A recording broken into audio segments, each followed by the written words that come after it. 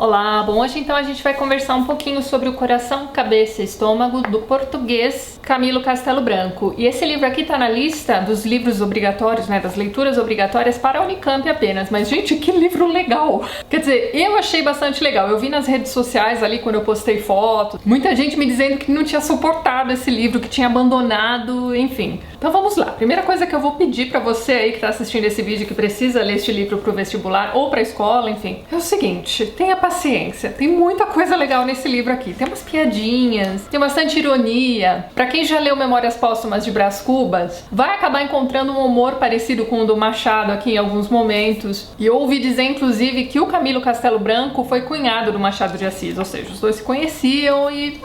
Esse livro faz parte, então, do movimento romântico, né, do romantismo em Portugal, só que ele vai servir meio que como uma sátira ao romantismo.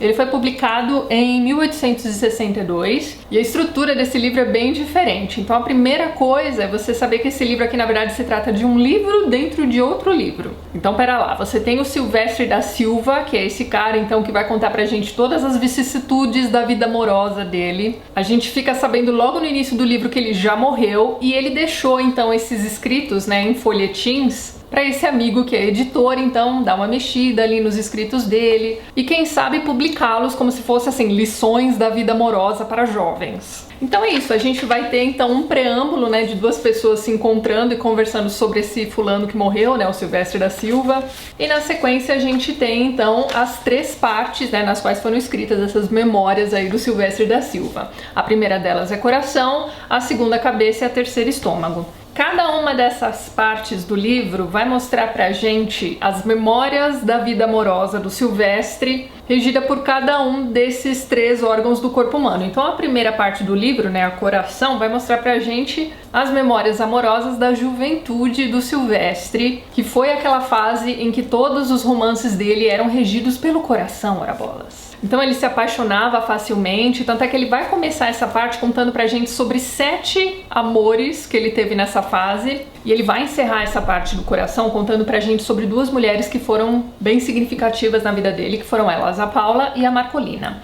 A Paula vai ser conhecida como a mulher que o mundo respeita, porque ela é de família rica, ela tem bons modos, enfim, ela era super bem aceita ali na sociedade, mesmo sendo bem danadinha aí com relação a essa vida amorosa. Ele vai se apaixonar por ela, ela vai desprezá-lo, vai se casar, mas vai ter amantes, enfim, mas mesmo assim não interessa, porque ela tem dinheiro e a sociedade a aceita numa boa.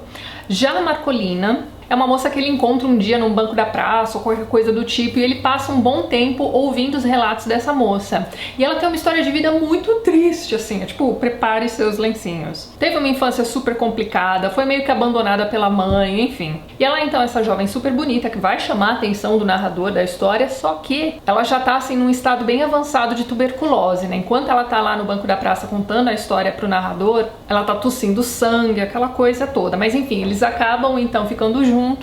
E o que é que você acha que vai acontecer com a Marcolina? Ela vai morrer, vai deixá-lo deprimido, e aí ele vai decidir não mais se apaixonar ou se aproximar de mulheres pelo coração. Agora ele vai usar a cabeça. E aí veja bem, é bem interessante a forma como ele termina essa parte do Coração, contando sobre essas 2 mulheres. A primeira, que é a mulher que o mundo respeita, em contraponto à Marcolina, que é a mulher que o mundo despreza, sendo que a Paula não vale um tostão furado, e a Marcolina é essa pessoa super boa que, né, foi levada pelas vicissitudes da vida, mas é desprezada e tem aquele fim trágico. Então agora o que ele vai fazer, além de usar a cabeça para os relacionamentos, é se interessar por política e se tornar jornalista. E aí, enquanto jornalista, o que ele vai fazer é o seguinte: ele vai criticar a hipocrisia da sociedade portuguesa daquela época. E aí é lógico que ele vai ser perseguido, enfim, não vai dar muito certo essa história, mas enfim, enquanto ele tá ali procurando mulheres, né, com a cabeça, ele vai tentar se aproximar então dessas filhas, dessa família abastada, enfim, ele vai tentar fazer ali um casamento por interesse. Nessa fase da cabeça, ele estava morando então na cidade grande, né, no Porto. E aí, enfim, não dá certo, ele resolve então que o que vai dar certo na vida dele é ser regido pelo estômago.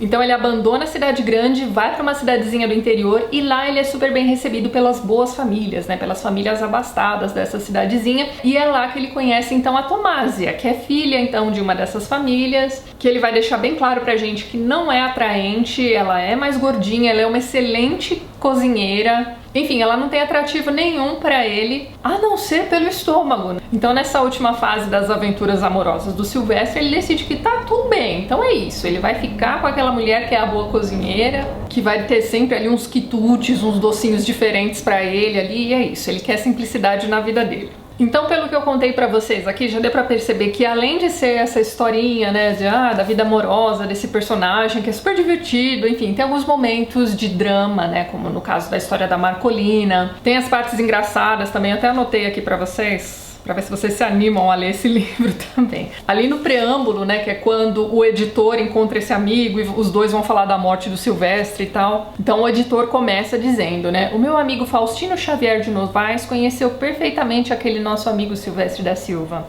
Aí o outro rapaz vai dizer, ora se conheci, como está ele? Aí o editor vai dizer, está bem, está enterrado há 6 meses. Isso é um barato. Aí o outro responde, morreu! Aí eles seguem, né, contando ali a história dos escritos que foram parar na mão do editor, enfim.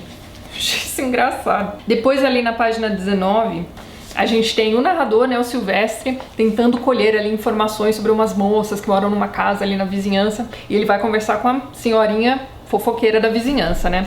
Só que ela vai dizer o seguinte, que eu, a falar a verdade, meto-me cá com a minha vida e não quero saber quem é nem o que faz a vizinhança. Aí ele continua, sabe dizer-me onde estão agora as moças dessa casa, né? Aí ela responde, estão fora da terra, mas não sei onde. Ontem andavam lá a lavar a casa, é que não tardam aí. Então eu achei isso um barato. Primeiro ela dizer que eu fico tomando conta da vida das pessoas, tenho mais o que fazer, e depois ela sabe detalhes, né? Que estão fora, que passaram um dia limpando a casa, enfim. Toda a vizinhança tem uma vizinha fofoqueira, né? Já repararam? Então é isso, gente. Apesar da linguagem, né, de ser um livro escrito no século XIX, em Portugal, é um livro curto. Nessa minha edição aqui ele tem cerca de 130 páginas. O Silvestre deixa também algumas poesias junto com esses folhetins, então tá tudo aqui também. Ele é um livro que é feito para ser uma leitura leve, então se você estiver se irritando com ele, respira fundo, lê de novo o trecho que você achou difícil, enfim. Nessa ediçãozinha aqui também, a gente tem aqui as notas de rodapé, não sei se vai dar para vocês verem, tem as notas de rodapé aqui com vocabulário. Eu vou deixar o link lá embaixo na descrição desse vídeo onde vocês podem encontrar essa edição, mas existem outras edições desse mesmo livro por aí também. E assim, por mais que possa parecer, esqueçam, eu não fiz um resumo do livro, gente, tem um monte de coisa interessante aqui. Eu não contei pra vocês o final da história, que é bem importante também. Eu queria muito ler o último poeminha que ele deixa, mas enfim, aí seria spoiler mesmo, né? Os diálogos são divertidos, as histórias dramáticas ali de cada uma dessas mulheres que ele conhece também é bem interessante de acompanhar. Enfim, gente, eu adorei esse livro, tá? Fica a dica aí pra vocês. Mesmo pra quem não está prestando vestibular esse ano, ó, livro muito bacana mesmo. Deixa eu ver aqui no calendário agora. Eu volto daqui a 15 dias pra gente conversar sobre O Claro Enigma do Carlos Drummond de Andrade. Então, na sexta-feira, dia 12, eu volto pra gente conversar sobre mais um livro da lista do vestibular, certo? Então é isso, se você gostou do vídeo, não esqueça de dar um joinha, ajudar a compartilhar. Um beijo grande pra todo mundo, até mais!